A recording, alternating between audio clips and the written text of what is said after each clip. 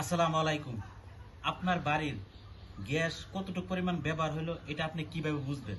এই টেকনিকটা আজকে আমার ভিডিওর মাধ্যমে শিক্ষা নেন ফ্রিতে, অনেক উপকারে আসবে। কারণ অনেকে জানে না যে কতটুকু পরিমাণ গ্যাস হইলো, কতটুকু পরিমাণ আছে এটা বুঝতে পারে না।